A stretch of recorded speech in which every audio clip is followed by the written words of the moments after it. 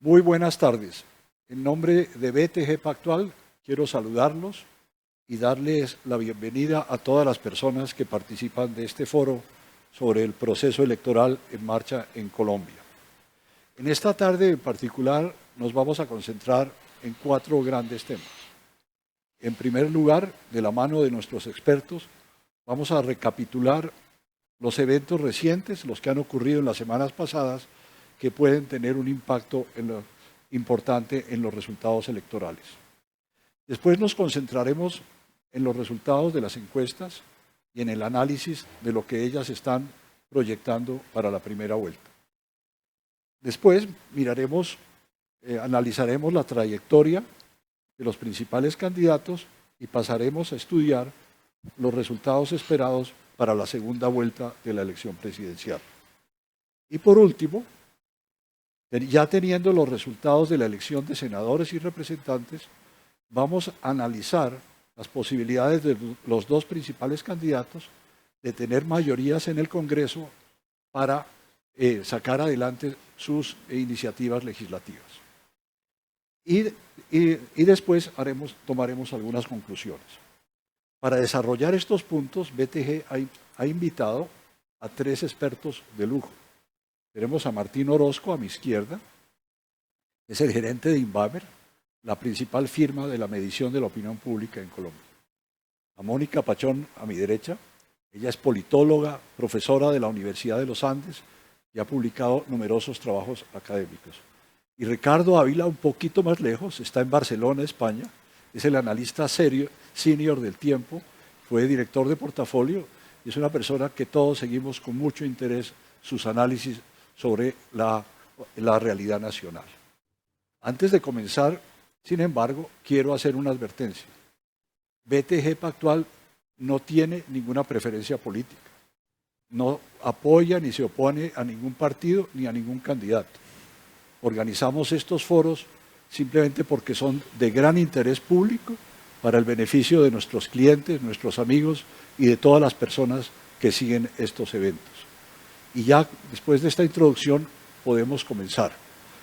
Para hacerlo, le quisiera preguntar a Ricardo Ávila, a la luz de lo que ha pasado en estas semanas, Ricardo, ¿qué ve? ¿Cuáles son los eventos importantes que usted señala y que usted encuentra en las distintas campañas que han modificado, que tienen importancia para el curso del proceso electoral?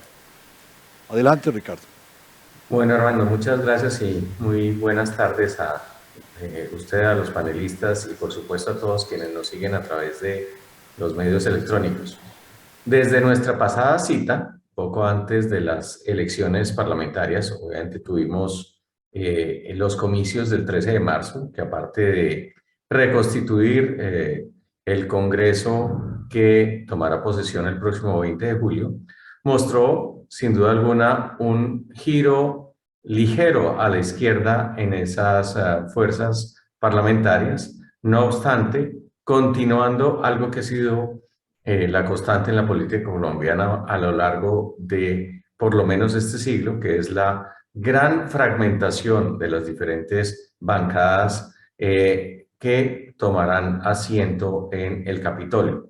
En ese sentido, no hay ninguna que, por supuesto, controle la mayoría simple, lo cual implica que sea quien sea el nuevo presidente tendrá que hacer acuerdos con diferentes colectividades.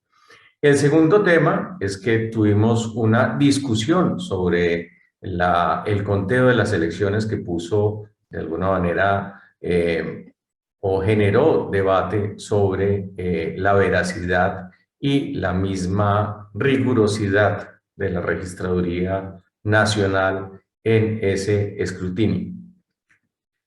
A partir de ahí comenzaron a moverse las campañas. Todos sabemos que tuvimos consultas para 3 agrupaciones, por cuenta de los cuales en números gruesos en las elecciones del 13 de marzo, el grupo del cual salió o se confirmó la escogencia de Gustavo Petro obtuvo, una vez más, en números gruesos, 6 millones de votos. El grupo del cual salió Federico Gutiérrez obtuvo 4 millones de votos y el grupo del cual salió Sergio Fajardo 2 millones de votos sobre un total de 18 millones de votos, también en números gruesos contabilizados. Eso quiere decir que en las consultas o para los candidatos de las consultas se depositaron unos 12 millones de votos y que 35% de quienes participaron en las elecciones parlamentarias decidieron no votar por ninguna de las 3 consultas mencionadas. A partir de ahí comenzó otro proceso que fue la escogencia de los vicepresidentes de cada una de las fórmulas, y en ese sentido pues vimos que Gustavo Petro optó por irse en favor de quien obtuvo la segunda votación dentro de su grupo, es decir, Francia Márquez, quien ahora es la candidata a la vicepresidencia. A su vez, Federico Gutiérrez sacó una carta relativamente sorpresiva al escoger al exalcalde de Neiva, Rodrigo Lara,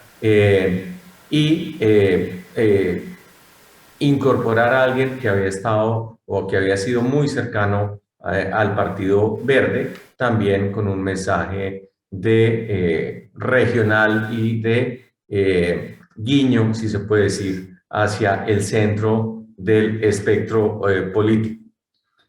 Comenzó después de unos días otra vez la campaña intensa por parte de los diferentes candidatos, con 2 estrategias que uno podría describir claramente diferenciables. La de Gustavo Petro, quien según las diferentes encuestas, y lo vamos a ver en la tarde de hoy, pues está liderando, pero con básicamente mítines muy grandes en diferentes regiones del país, en los cuales el candidato envía su mensaje, pero que claramente ese candidato, después de una experiencia inicial que decidió pues analizar y tomar otra posición, no volver a más debates. Es decir, Gustavo Petro está adelantando una campaña de presencia regional, pero sin participar en los debates temáticos que han organizado ya sean medios de comunicación o diferentes agremiaciones.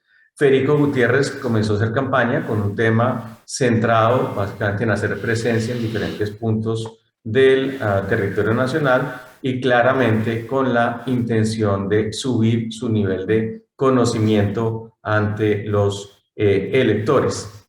En todo este proceso, probablemente que han jugado o han tenido que ver los partidos, y en el caso de los partidos tradicionales vimos cómo la mayoría pues han apoyado, con excepción de las colectividades conocidas de izquierda, han apoyado el nombre de Federico Gutiérrez, siendo el tema más discutido o la decisión que llevó al Partido Liberal en cabeza de su jefe César Gaviria a adherir a esa candidatura. Al mismo tiempo, en el curso de la campaña hemos visto algunos temas que han suscitado controversia, como fue el caso de la visita a la cárcel por parte del hermano del candidato Petro, que fue interpretado como una oferta de perdón a algunos de los políticos que han sido detenidos por hechos de corrupción.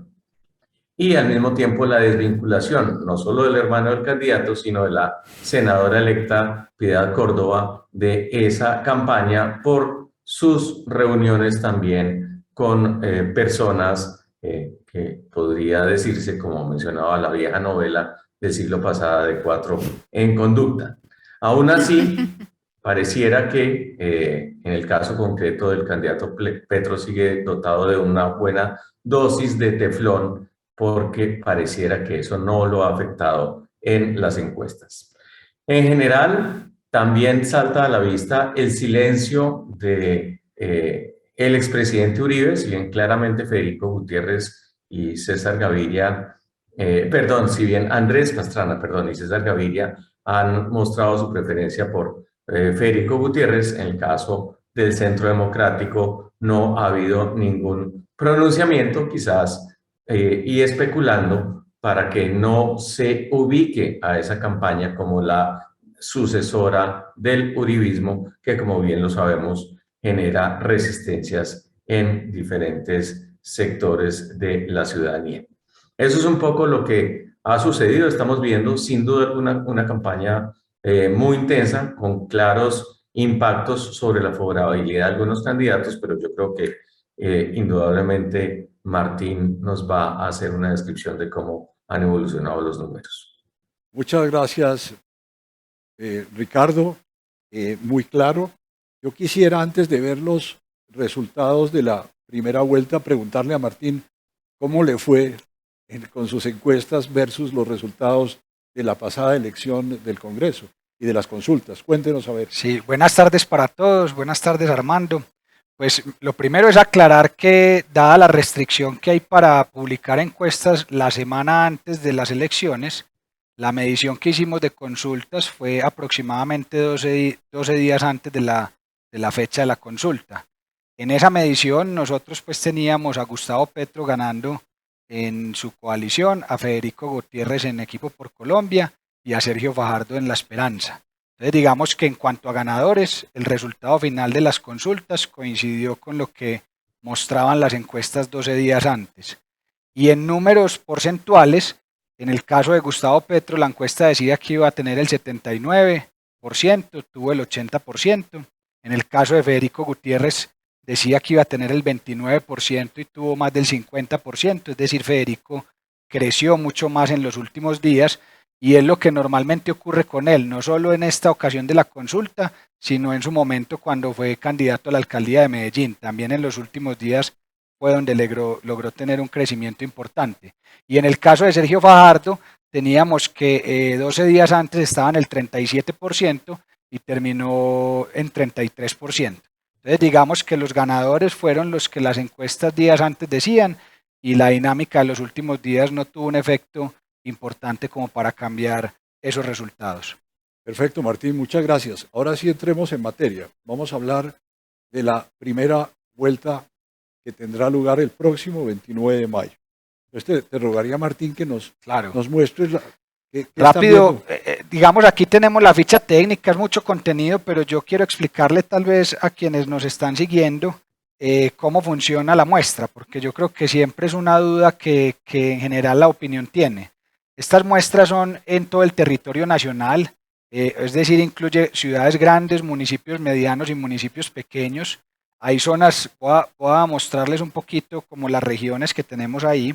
Hay zonas rurales y urbanas. Las zonas rurales son las que se definen como veredas, las zonas urbanas son las que tienen cartografías o bloques de manzanas, y lo que hacemos es seleccionar en una primera etapa municipios aleatoriamente en todo Colombia. Luego dentro de cada municipio se seleccionan manzanas, si es en zonas urbanas, o veredas, si es en zonas rurales, de manera aleatoria. Luego dentro de cada manzana o vereda se seleccionan 4 hogares por manzana o vereda, y luego dentro de cada hogar se selecciona una persona mayor de 18 años que sea la más próxima a cumplir años para que cualquiera que vive en el hogar pueda ser el elegido. Dicho eso, esa selección polietápica que se llama garantiza que la muestra que nosotros realizamos representa todos los votantes de Colombia, porque todos tuvieron la misma probabilidad de ser elegidos. Otro aspecto importante de la ficha técnica es que las encuestas se realizaron entre el 21 y el 27 de abril. Eso quiere decir que los resultados que vamos a ver corresponden a ese periodo de tiempo y no a un pronóstico de lo que vaya a pasar en la elección.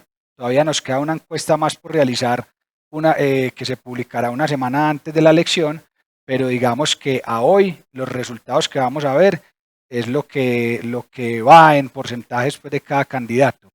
Y 3, hicimos 2.000 encuestas en total, entre ellas se seleccionan aquellas personas que dicen que definitivamente van a votar, porque en Colombia el voto no es obligatorio, y esas personas son las que calculamos para las preguntas de intención de voto.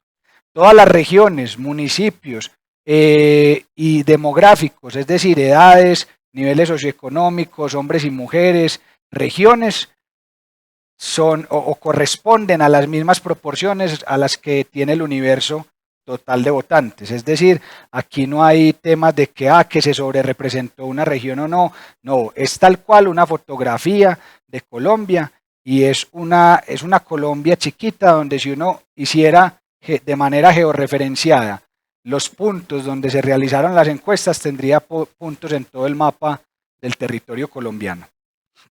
Bueno, entonces vamos a los resultados. En primer lugar, a la izquierda en el gráfico tenemos 3 mediciones, noviembre, febrero y esta última que fue la de abril, para poder saber cuántas personas van a votar. Entonces lo que nos dicen los encuestados es que el 52% de ellos definitivamente sí van a votar, que es un porcentaje que coincide con lo que ha pasado históricamente en Colombia, y es que un poco más de la mitad del censo electoral vota. Eso quiere decir que podemos estar esperando 20 millones, un poco más de 20 millones de votos para la primera vuelta.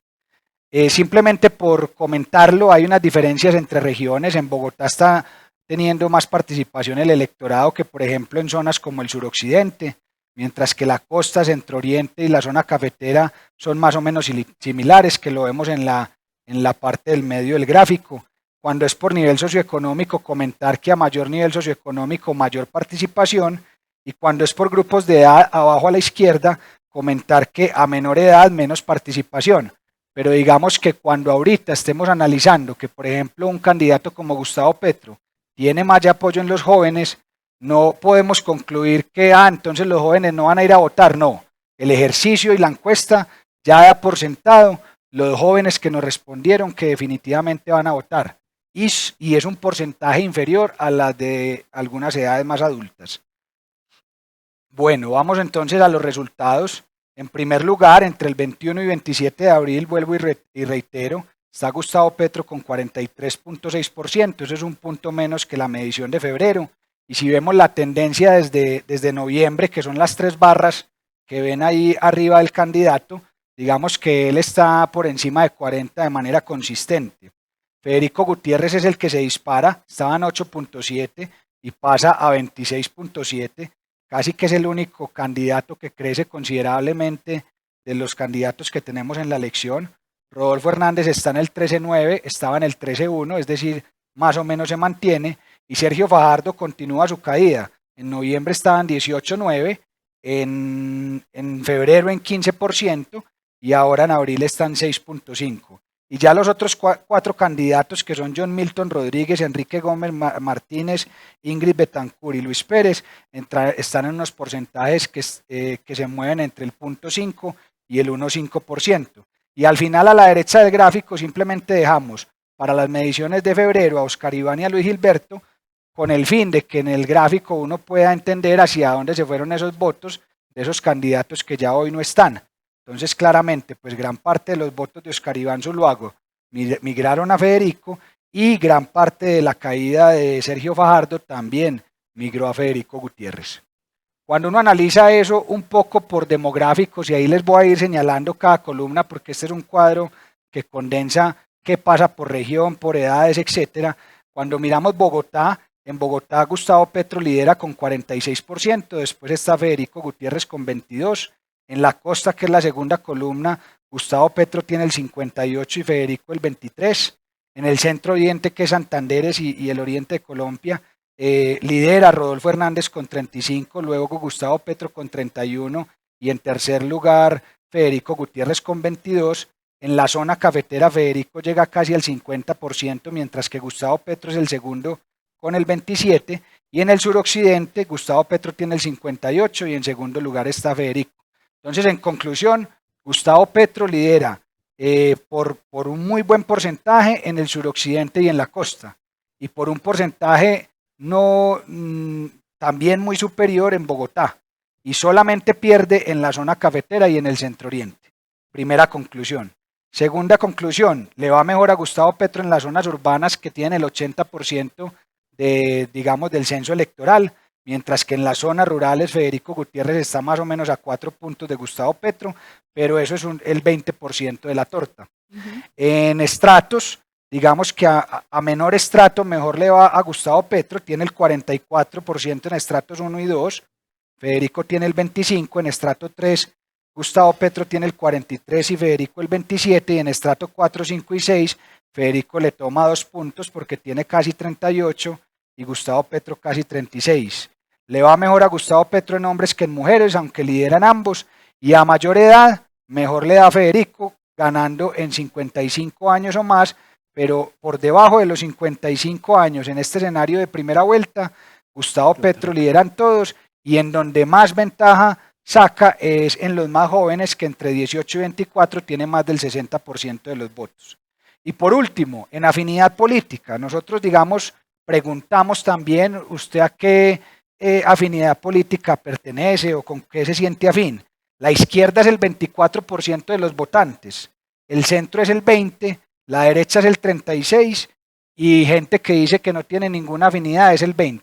Dicho eso, en la izquierda, que es el 24% de la torta, Gustavo Petro tiene el 82%, es decir, logra mucha fidelidad con las personas que él representa. En el centro gana porque el centro está perdido y ya vimos que Sergio Fajardo es el que más cae de los candidatos, entonces Gustavo Petro lidera en el centro con 42 y en segundo lugar Federico Gutiérrez con 23. En la derecha lidera Federico Gutiérrez con 43, pero no es una ventaja tan amplia como la que Gustavo Petro tiene en su izquierda, y en la gente sin afinidad Gustavo Petro también es el que lidera con 36%. Entonces, en resumen, Petro lidera en Bogotá, suroccidente, la costa. Federico Gutiérrez lidera en la cafetera y Rodolfo Hernández en centro oriente. A mayor edad, peor le va a Gustavo Petro, pero gana casi en todas las edades. A menor estrato, mejor le va a Gustavo Petro y Federico lo alcanzan los 4, 5 y 6. Perfecto, muchas gracias Martín. Mónica, ¿qué tendencias, qué hechos interesantes ves en estas cifras? ¿Qué quisieras destacar? Bueno, primero, muchas gracias por la invitación. Quisiera decir que estas elecciones son particulares por la presencia de la consulta y cómo la consulta coordina a los votantes alrededor de los candidatos Gustavo Petro y Federico Gutiérrez. Vemos como como el candidato Sergio Fajardo, que tenía una favorabilidad antes de pasar el año del 18%, ya en marzo, después de la consulta, se cae y ahí hay una discusión muy interesante entre Rodolfo Hernández y Sergio Fajardo, porque precisamente entre ellos durante estas semanas había una discusión sobre si se iban a unir estas campañas o no, dependiendo de la favorabilidad de las encuestas. Y lo que vemos es que los votantes de Rodolfo Hernández, a pesar de ser unos votantes que saben que su candidato no está liderando las encuestas, siguen escogiéndolo como candidato, mientras que los votantes de Sergio Fajardo sí están escogiendo uno u otro candidato, como nos explicaban anteriormente. Entonces creo que una de las cosas a resaltar es que realmente las encuestas son fundamentales para medir el pulso de la ciudadanía, que efectivamente hablamos de derecha, de centro, de izquierda, pero hablamos de una izquierda súper personalista, ¿no? Cuando hablamos de esa preferencia política por la izquierda, vemos que ese porcentaje de personas que prefieren a Gustavo Petro son más del 80%, mientras que si se identifica el votante con la derecha, no necesariamente estamos hablando de una afinidad directa a un candidato, sino como a un movimiento, por lo menos a una trayectoria ideológica reciente. Entonces creo que ahí hay varias cosas que podemos concluir y que vamos a seguir mirando. Pues en términos de tendencias, obviamente la gran pregunta será: ¿estos votantes de Rodolfo Hernández van a cambiar su preferencia política? Porque creo que se vuelve pivotal el comportamiento de estos votantes centro oriente. Y pues por supuesto la pregunta del repunte de Sergio Fajardo, porque pues él manifestaba de hecho en estos días que le parecían muy raras las encuestas, porque según él siempre existe un repunte de los votantes que tienen su preferencia al final, pero que él no está viendo ese repunte y que tiene reportes digamos que contradicen la mayoría de las encuestas. Entonces pues ahí lo que vamos a ver siempre es que hay una coordinación alrededor de esos dos candidatos principales y que los demás candidatos van a seguir, yo creo, en esta contienda, pero perdiendo espacio. Gracias, Mónica. Ricardo, ¿qué comentarios tiene usted sobre estos resultados y en particular cómo lee estos resultados con otras encuestas que ha visto, con los comentarios de los analistas y de los expertos? ¿Qué nos puede contar sobre eso? Pues Armando, tal vez el primer comentario es que esta encuesta coincide con las demás en enviar la señal de que esto no se va a definir en primera vuelta. Yo tengo claro, y Martín nos lo recuerda cada vez que tenemos una conversación, en el sentido de que esta es una foto que se toma en un momento de tiempo determinado y que obviamente esa foto puede evolucionar de aquí al 29 de mayo. Pero con base en esa instantánea es ese mensaje que uno escucha, sobre todo de los dos candidatos que están liderando las encuestas en el sentido de que vamos a ganar en primera vuelta, parece algo altamente improbable y que por lo tanto tenemos que ubicarnos o tener en el pensamiento la altísima probabilidad de que vamos a tener elecciones de nuevo el 19 de junio. Por otro lado, el mensaje que es muy claro es esa sensación de que parte de los votantes del centro se han desgranado en favor de lo que consideran el voto útil. Es decir, si vamos a tener una segunda vuelta, pues yo hago la escogencia de una vez, y que claramente el gran afectado de eso ha sido Sergio Fajardo, más allá de toda la discusión que uno pueda tener sobre los errores o aciertos de cada campaña, en el sentido de que el hecho de que quienes no desean a Gustavo Petro ven con mayor probabilidad a Federico Gutiérrez de ser su contendiente, pues ya tomaron la decisión de apoyarlo de una vez. Muy bien, muchas gracias, Ricardo. Entonces, vamos a empezar a analizar los dos candidatos que, según todas las encuestas, al parecer van a llegar a la segunda vuelta. Perfecto. Ellos son Gustavo Petro y Federico Gutiérrez. Por eso, en primer lugar, y para introducir el tema, Mónica, cuéntanos un poco qué ves en la trayectoria de estos dos personajes. Y después miramos las distintas cosas que nos muestran los análisis de la opinión pública. Bueno, Gustavo Petro, empecemos por Gustavo Petro, que encabeza las encuestas. Gustavo Petro tiene 62 años y yo lo definiría como un político profesional. Gustavo Petro ha hecho política desde los años 80, en la ilegalidad y en la legalidad después del proceso de paz que surte y que tiene, digamos, como consecuencia la Constitución del 91. Sabemos que se cerró el Congreso en 1990, se vuelve a hacer elecciones en 1991 y luego de algunos cargos públicos que él ejerció en 1982, en 1981 como concejal, 1986 como personero de Zipaquirá, vuelve a la trayectoria legal política como representante a la Cámara por Cundinamarca en 1991, en esa elección atípica de Congreso después de la Constitución del 91. Él ejerce algunos cargos diplomáticos y luego vuelve a ser elegido popularmente en el año 2002, representante electo por Bogotá, por un movimiento que se llamaba Vía Alterna. Luego es senador de la República en el año 2006 por el Polo Democrático, que es esa fusión de partidos alternativos que se forma después de la reforma electoral del año 2003. Luego es candidato a la presidencia por primera vez en el año 2010, queda de cuarto con un 9,1% de la votación, saca más de 1.300.000 votos. En el año 2011, como sabemos, este ciclo electoral nacional local, es elegido alcalde de Bogotá contra Enrique Peñalosa por la Bogotá Humana. Vemos cómo él cambia de partido, pero su electorado sigue fiel en toda esa trayectoria, y es alcalde de Bogotá para luego presentarse de nuevo a la presidencia de la República como candidato a la presidencia de la República en el año 2018, quedando de segundo y ejerciendo como senador de la República gracias al estatuto de oposición. Entonces, es candidato a la República por tercera vez en 2022 y es claramente una persona con un caudal político pues muy consolidado y muy fiel. Federico Gutiérrez tiene un perfil distinto, aunque tiene orígenes también locales, ¿no? Federico Gutiérrez tiene 47 años, fue consejero municipal de Juventud en 1999, es decir, que desde muy reciente salió de la universidad, estaba metido, digamos, en el ámbito político y haciendo política.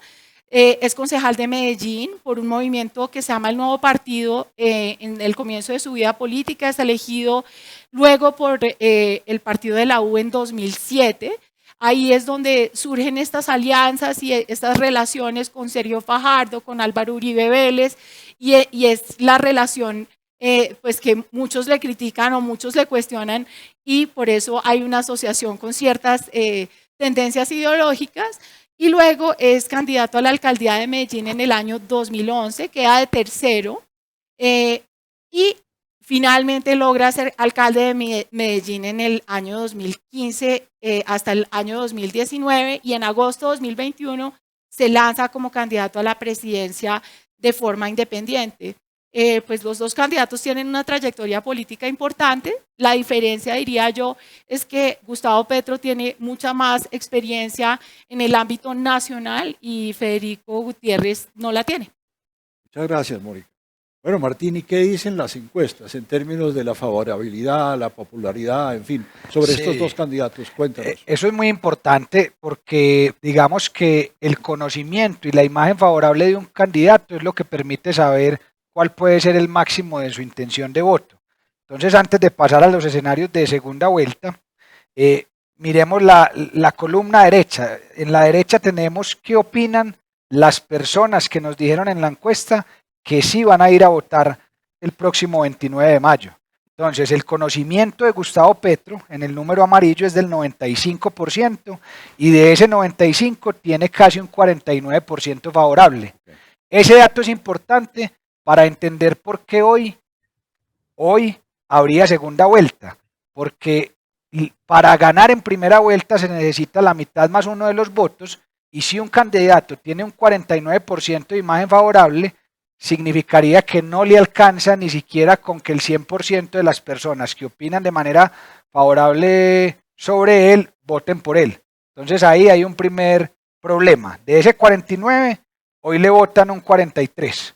Tendría que subir ese favorable a mucho más del 50, por lo menos al 60, para soñar con o tratar de que más del 50% le vote a favor en primera vuelta.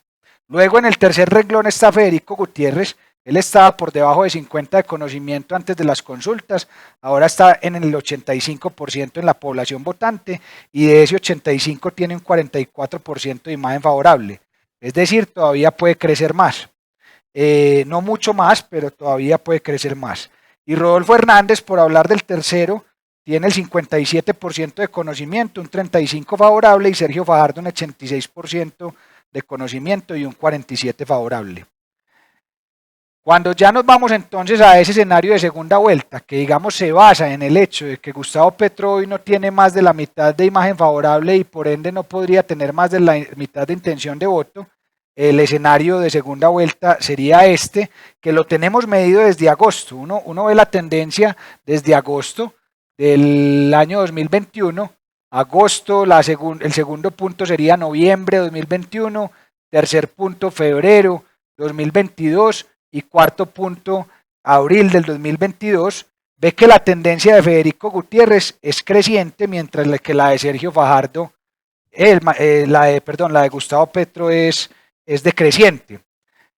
¿Cómo se explica eso? Cuando uno hace un cruce entre qué pasa con los votos de Rodolfo Hernández y Sergio Fajardo que tienen en primera vuelta, hacia dónde se van en una segunda vuelta Petro-Federico, el 75% de los votos de Fajardo se van a Federico y el 74% de los de Rodolfo se van a Federico.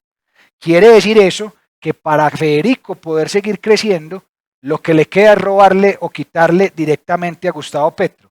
Y una de las zonas donde podría lograr eso con más éxito, creo yo, según los números, sería en la costa, que es en la región de las tres que lidera Gustavo Petro, donde Federico tiene una imagen favorable más alta. En Bogotá y en el suroccidente tal vez le quedaría más complejo. De todas formas, así estemos viendo que Petro tiene el 52 y Federico el 45, lo cual quiere decir que son 7 puntos de distancia, en realidad son 3,5, porque lo que el uno suba lo baja el otro, porque ya estamos hablando que en una segunda vuelta son 2 personas. Entonces, si la tendencia continúa, si esas curvas continuaran, que eso no lo sabemos, vamos a ver qué pasa en la última encuesta que hagamos y se publique 8 días antes de la elección, estaríamos probablemente hablando de un escenario muy empatado, en donde vamos a estar en una situación probablemente similar a la del plebiscito. Muy bien, muy interesante, Martín. Ricardo, ¿qué cosas interesantes, qué factores creen que pueden jugar, qué cosas debemos estar pendientes para observar en esta segunda vuelta? Cuéntenos, por favor. Bueno, Armando, en primer lugar, yo creo que concentrándonos en la diapositiva que nos acaba de mostrar Martín, el punto fundamental es algo que está en la parte de abajo de la diapositiva y dice que el 13.2% de los indecisos están por fuera de la base. Y hago ese señalamiento por algo que me parece absolutamente clave para quienes nos están siguiendo. En las demás encuestas, diferentes a las de Inbamer, en ningún caso, en escenarios de segunda vuelta, hay candidato que supere el 50%. Y en ese sentido, en el caso máximo, hablo de memoria, pero Gustavo Petro llega a un máximo de 45, casi 46%, y a un mínimo de 40%, mientras Federico Gutiérrez está entre 10 y 3 puntos porcentuales por debajo de Gustavo Petro. De tal manera que poco el mensaje de fondo es que evidentemente quienes van a decidir el curso de la segunda vuelta son los indecisos. Es decir, cada candidato tiene ya un núcleo de seguidores definido, pero ese péndulo se va a mover dependiendo de cómo opte esa masa de votantes, que no es menor. Si uno hace esa proyección de que vamos a tener cerca de 20 millones de votos, estamos hablando mal contados de 2.600.000 o 2.800.000 votos. Entonces ese es el punto fundamental de para dónde van esos indecisos. Y yo quisiera preguntarle a Martín un poco sobre cuál es su visión y cuál es la distribución posible de eso. Sí, Ricardo, eso es muy determinante, porque sí, el 13% de las personas que nos dijeron que iban a ir a votar ante esa eventual segunda vuelta dicen que están indecisos. ¿Qué hemos visto nosotros en toda esa trayectoria pues, de Inbamer, que es de 50 años? Yo ni siquiera estoy desde hace tanto tiempo, pero hemos visto que los indecisos terminan definiéndose de dos maneras: o no salen a votar, o se reparten en proporciones parecidas a lo que tiene cada candidato. Entonces, por eso nosotros en nuestra metodología los retiramos de la base, porque finalmente al retirarlos, si no van a ir, pues no van a contar, y si se reparten proporcional, ahí ya está la proporción. Entonces, lo hacemos para poder visualizar un poco mejor en qué están los números de cada candidato hoy en día y no ensuciar un poquito o que parezca que los indecisos van a terminar definiendo. Probablemente sí, pero terminan definiendo es dependiendo, uno, si salen a votar o no, que muchos no van a terminar saliendo, y dos, cómo se terminan repartiendo, que en este caso, en una elección tan pareja como parece que va a ser, pues no afectaría en el resultado. Martín, pero en gracia de discusión y haciendo de abogado del diablo, si esa proyección de que los indecisos se dividen más o menos de forma equiparable, pues no habríamos visto el cambio en las proporciones que hemos visto entre el 13 de marzo, entre el resultado de las consultas o de la encuesta previa, perdón, antes del 13 de marzo, en el sentido de que quien, para ponerlo de manera muy sencilla, en el caso del sondeo de ustedes, Gustavo Petro se mantiene relativamente estable, mientras que el gran crecimiento es el de Federico Gutiérrez. Y antes de eso, el porcentaje de indecisos era mucho más alto. Ya la memoria no me da para saber, para recordar cuánto era, pero era mucho más alto y evidentemente uno podría decir que del grupo de indecisos que había en ese momento, la verdad es que la mayor proporción se fue en favor de Federico Gutiérrez. Uno podría especular con que en un escenario de segunda vuelta podría ocurrir lo mismo. Sí, habría que mirar hacia dónde cogen, ¿cierto? Pero es un porcentaje que no pareciera que pudiera voltear pues las cosas si, por ejemplo, Federico Gutiérrez no logra quitarle directamente votos a Gustavo Petro y se confía en que esos indecisos puedan llegar a él. Ese es como el llamado. Pero sí puede ocurrir lo que Ricardo dice, y es que se terminen definiendo en mayor proporción por algún candidato. De todas formas, Ricardo, digamos, la intención de voto de esta última medición de abril, es decir, las personas que dicen que van a ir a participar, son un poco menos de las que mencionaron que iban a ir en febrero. Entonces, después de decantado el resultado de las consultas, tal vez muchas personas que ya no se ven reflejadas en ningún candidato, porque tenían candidatos en cada consulta de otra preferencia, hoy están diciendo que no van a ir a votar. Pero sin duda, pues, y independiente de los temas de los indecisos, estamos ante un escenario a hoy muy apretado, que habrá que ver cómo se mueve en las próximas semanas y si llegamos pues a ese punto. Sí. Ricardo, cambiándole el tema, ¿qué otras cosas ve para la segunda vuelta? ¿Usted cree que de aquí en adelante, por ejemplo, lo que hagan los expresidentes o los que se retiren después de la primera vuelta, cómo van a afectar el resultado en la segunda? ¿Qué cosas ve ahí usted? No, la primera gran pregunta que uno se hace frente a este escenario de que habrá segunda vuelta es qué tan endosables son los votos. Uno parte del supuesto de que los electores de Sergio Fajardo representan claramente voto independiente y que en ese sentido, más allá de que el candidato decida hacer un guiño o no después de, como lo muestran las encuestas, acaba saliendo de la competencia el 29 de mayo, pero poco los electores de Sergio Fajardo tomarán una decisión independientemente de lo que diga el candidato.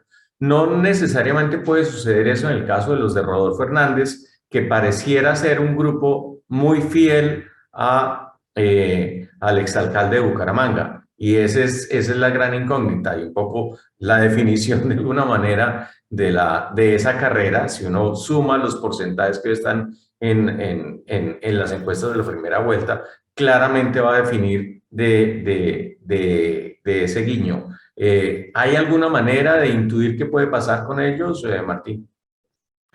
No, digamos que independientemente del guiño, lo que nosotros tenemos calculado en esta medición es que, redondeando pues porque los números son muy similares, 3 partes de los votos de Rodolfo y de Fajardo se van a Federico y una parte se iría a Petro. Por eso Petro entre primera y segunda vuelta pasa del 43.6 al 52 y Federico Gutiérrez pasa del 27 al 45, porque él recoge, digamos, 3 partes de esos votos, el 75%, hoy en día sin ningún guiño por delante. Habrá que ver qué pasa, sobre todo en el caso de Rodolfo Hernández, que digamos tiene un porcentaje mayor que el de Fajardo, y sería interesante analizar posteriormente si él dice que apoya a uno o a otro candidato, o si dice que deja a sus electores libres, pues si ese 74% se mantiene a favor de Federico o no. El otro tema fundamental que menciona Armando es el caso de los expresidentes, en los cuales, una vez más, el Partido Liberal y el Partido Conservador claramente están jugados por Federico Gutiérrez. En el caso del Centro Democrático, si bien evidentemente hay simpatía, pues la gran inquietud es sobre si va a adherir a Federico Gutiérrez abiertamente a sabiendas de que eso puede antagonizar a ciertos votantes del centro, porque las mismas encuestas de Inbamer, pues hechos, por ejemplo, en el caso del poll que ustedes realizan desde hace más de 25 años, las dos figuras políticas más impopulares de Colombia son el expresidente Álvaro Uribe y el actual mandatario Iván Duque, que en ese sentido uno supondría que si los votantes ven a Federico Gutiérrez como el representante del continuismo y de el que diga Uribe o del uribismo, eso le haría más daño que bien. ¿Cómo ve Martín esa apreciación? Sí, mira, Ricardo, en general los expresidentes de Colombia tienen todos una imagen desfavorable más alta que la favorable. Y en su orden, por hablar de lo positivo que es la imagen favorable, Juan Manuel Santos tiene un 42% de favorable, Álvaro Uribe un 39%, Andrés Pastrana un 27%, César Gaviria un 25% y Ernesto Samper un 24%. Entonces, más que recoger algún candidato, lo que diga un expresidente es cómo aparecer o no al lado de un expresidente para no recoger su desfavorable, porque el desfavorable es lo que más pesa, y en mi opinión a ningún candidato hoy le suma, pero sí le puede restar estar al lado de alguno de ellos. Muy bien, pasemos a otro punto. Me quedó la inquietud, Martín, sobre las otras estadísticas de la segunda vuelta, las demográficas, las regionales, en fin, todos esos temas. Cuéntanos rápidamente. Sí, para no dictarles muchos números, les voy a contar. Gustavo Petro en una segunda vuelta con Federico Gutiérrez seguiría ganando en Bogotá, en la costa y en suroccidente. En la costa y suroccidente con 70% más. En Centro Oriente y la zona cafetera ganaría Federico Gutiérrez. En la cafetera porque ya desde la primera vuelta gana, y en Centro Oriente precisamente porque recoge la mayoría de los votos de Rodolfo Hernández. En las zonas urbanas ganaría Gustavo Petro con casi un 60%, pero en las zonas rurales ganaría Federico con un 50%. Federico ganaría en municipios no capitales, en municipios, en municipios no capitales casi que empataría a Gustavo Petro, pero Gustavo Petro tendría mucha ventaja en los capitales. En los estratos bajos ganaría Gustavo Petro, en el medio casi que empatan, y en el 4, 5 y 6 gana Federico, y a nivel de edades Federico ganaría a partir de los 45 años y Gustavo Petro por debajo de los 45 años. Perfecto.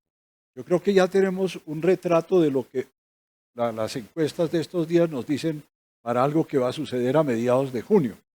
Pero yo creo que ya tenemos claro que muy probablemente el presidente de la República de Colombia va a ser o Gustavo Petro o Federico Gutiérrez. Entonces la gran duda que queda es qué capacidad tendría cada uno de estos dos políticos de hacer pasar sus iniciativas legislativas en el Congreso de acuerdo con lo que ya se eligió, de acuerdo con el número de representantes y senadores que fueron elegidos hace unas semanas. Por eso, Mónica, quería preguntarte cómo ves esto. ¿Quién podrá manejar mejor el Congreso? ¿Quién tendrá más éxito? Cuéntanos a ver. Bueno, pues este es un tema que me encanta y sobre el cual he hecho mucha investigación. Tenemos alguna incertidumbre, pero igual tenemos certidumbre sobre las posibilidades que tienen cada uno de los candidatos, dadas los anuncios de los diferentes partidos para poder elaborar sus coaliciones. Si alguien me puede ayudar con la presentación para pasar el slide, por favor. Entonces, para gobernar, digamos, es importante entender qué necesitamos.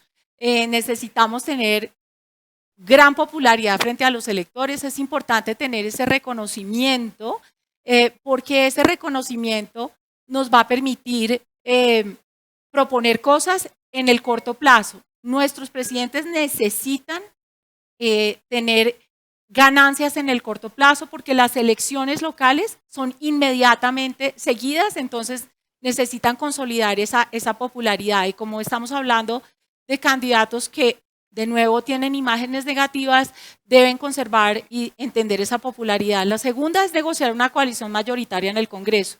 En Colombia, los presidentes generalmente buscan negociar coaliciones mayoritarias. La excepción a la regla es Iván Duque y vamos a mostrar un poco las consecuencias de esto.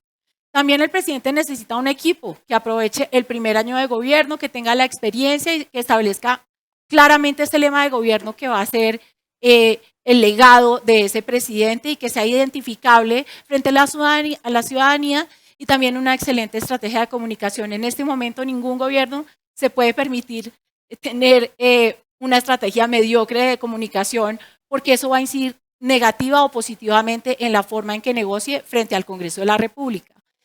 ¿Qué tendencias en este momento afectan la gobernabilidad?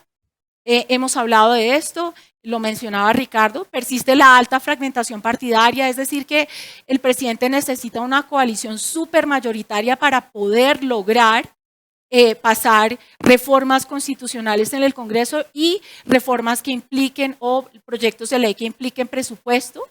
Existe una amenaza muy importante de la democracia directa con respecto a la democracia representativa, y es que nosotros tenemos mecanismos y umbrales relativamente fáciles de pasar para amenazar con la existencia de un referéndum, un plebiscito. Hemos visto que no son muy exitosos, pero eso puede generar alguna inestabilidad en el corto y en el mediano plazo.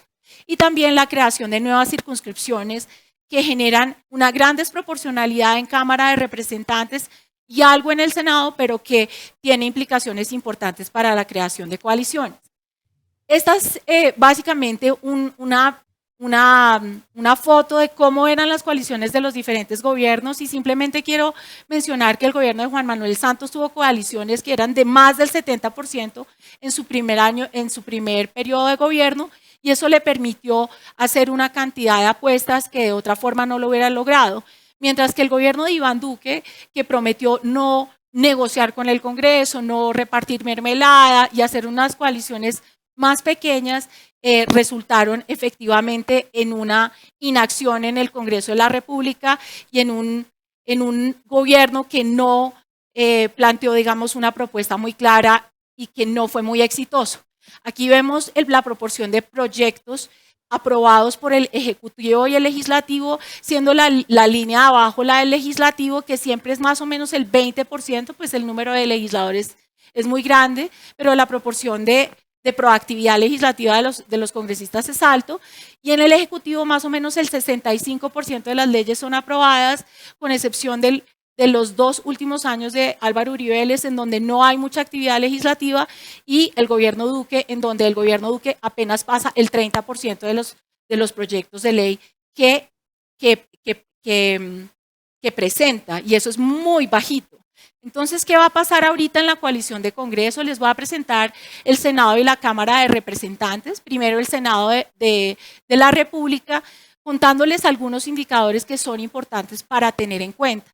Cuando nosotros hacemos lobby, cuando hacemos cabildeo, cuando tratamos de negociar con el Congreso y tener alguna certidumbre sobre el Congreso, siempre queremos mirar la tasa de reelección. En el caso del Senado, la tasa de reelección es del 47%, y si incluimos los representantes que pasan a Senado, esa tasa es del 63%. Es decir, tenemos un Senado de la República que va a ser muy, digamos, muy consolidado en su experiencia legislativa. Aquí podemos mirar el respaldo de los senadores electos a las candidaturas presidenciales hasta el momento, y vemos cómo Petro no necesariamente, a pesar de tener una gran votación, tiene el respaldo de la mayoría. Nosotros en los estudios que hemos hecho con mis colegas, contamos más o menos 28 senadores versus Federico Gutiérrez con 65 senadores y Sergio Fajardo con 10 senadores. Tenemos 4 senadores que aún no tenemos definición sobre por dónde se van a ir, pero lo que nos muestra es que en el Senado de la República vamos a tener una coalición posiblemente de centro-derecha que va a ser fuerte si Federico Gutiérrez es el presidente, pero si Petro es el presidente, Petro va a tener una dificultad importante para pasar proyectos en el Senado de la República. La Cámara de Representantes presenta una gran renovación. En la Cámara de Representantes más o menos estamos hablando de una tasa de reelección promedio en Colombia del 45%. La Cámara de Representantes se renueva casi en más de un 70%, perdón. Tenemos una tasa de reelección del 27,9%, con unos partidos que inclusive no reeligen a nadie, como el Polo Democrático, y una tasa de reelección muy alta como es la del Partido Liberal. Entonces ahí los partidos que tienen, digamos, más experiencia van a tener un rol importante.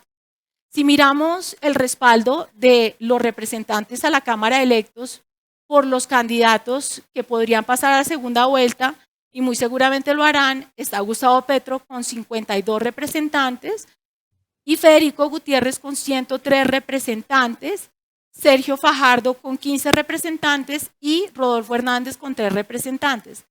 Esto hace que, de nuevo, se repita la historia de tener una coalición mucho más fuerte en el caso de Federico Gutiérrez, y en el caso de Gustavo Petro tener muchísima más incertidumbre, lo que nos generaría, yo creo, un escenario en donde algunos de los partidos mayoritarios podrían declararse independientes para empezar a armar coaliciones si la estrategia de Gustavo Petro fuera más en tono de concertación y consolidación de una coalición, pero es difícil que eso ocurra y que podamos saber que esto va a pasar en ese momento. Es importante entender que el Congreso de la República además se divide en comisiones constitucionales. Está la comisión primera, que es la comisión más importante, las terceras y cuartas, que son las presupuestales y definen los temas fiscales, y solamente quiero mostrar la segunda porque es la que discute los temas de seguridad e internacionales para hacer un contraste. ¿Por qué es importante mirar las comisiones constitucionales? Porque las comisiones son en donde mueren los proyectos de ley. Los proyectos de ley en Colombia mueren en primer debate. La mayoría de los proyectos de ley, la mayoría de los proyectos de ley mueren, de los legisladores, mueren en primer debate en un 70%, y los proyectos de ley del Ejecutivo, si bien pasan el 65%, los que mueren, mueren en primer debate. ¿En qué comisión mueren? Pues la mayoría de los proyectos y los más importantes van a pasar en comisión primera. Comisión primera, como muestro en la gráfica, es más o menos discute el 30% de los proyectos de ley del Congreso de la República. Es decir, que si uno no tiene una buena coalición en comisión primera, puede estar en un momento muy difícil si es gobierno. Y también necesita una buena coalición en comisión tercera y cuarta. No sabemos cuál es la conformación de comisiones en este momento, especialmente en Cámara, pero sí sabemos las tasas de reelección. Simplemente para mostrarles, en la comisión primera tenemos una tasa de reelección del 54%, es decir, 12 senadores que integraron la comisión se reeligieron. En la comisión primera de Senado tenemos una gran renovación, como ven en la gráfica, y lo que vamos a ver y lo que tenemos es una tasa de reelección del 31%, que es más alta que el de la Cámara, pero sin embargo muy bajita. Entonces, esto puede representar alguna inestabilidad en el Congreso de la República en el caso de Cámara. En comisión tercera tenemos una tasa de reelección en el Senado del 37%, que es más baja que la tasa general. En la comisión tercera de Cámara tenemos una reelección del 42%. Entendamos que estas son las comisiones en donde se discute el presupuesto y es muy importante para los congresistas, y generalmente estos congresistas se van a reelegir y por eso vemos esas diferencias. Y simplemente voy a pasar a la comisión segunda para que veamos la diferencia. En comisión segunda, en Senado, se reeligieron el 53% de los senadores versus Cámara, en donde la Cámara apenas reelige el 17% de los representantes a la Cámara en comisión segunda. Esto significa, yo creo, que un reto de gobernabilidad muy importante si el presidente decide la vía legislativa como su lugar primigenio de hacer política pública, porque vamos a tener alguna estabilidad y una coalición más de centro derecha en el Senado de la República con mayor experiencia versus una Cámara de Representantes que, además de tener una tasa de renovación de más del 70%, va a tener unas 16 curules adicionales de circunscripciones para víctimas, en donde ya 9 de esas curules han declarado su apoyo a Gustavo Petro. Entonces, creo que ahí vamos a ver inestabilidad, vamos a ver además una combinación de estrategias para mirar a ver cómo efectivamente, si es Gustavo Petro, hacerle fuerza al Congreso para que le pase sus proyectos o formar una coalición por lo menos ad hoc por proyecto, y en el caso de Federico Gutiérrez un estado un poquito más tranquilo, diría yo, si adopta un poco el modelo de Juan Manuel Santos, en donde hace una coalición generosa con sus copartidarios o con esos partidos que entran en la coalición. Pues muchísimas gracias, Mónica, muy interesante. Quedamos pendientes de ver cómo se va a redondear esto apenas empiece a sesionar el Congreso. Ya hemos llegado al final de esta sesión. En primer lugar, quiero agradecerles a nuestros panelistas, a Martín, a Mónica, a Ricardo allá en Barcelona, a todos ustedes que nos escucharon, y quisiera invitarlos para el 25 de este mes, 3 o 4 días antes de la primera vuelta. Vamos a revisar las cifras, a ver las perspectivas y otra vez a comunicarnos con ustedes. Tengan ustedes una feliz tarde y muchas gracias.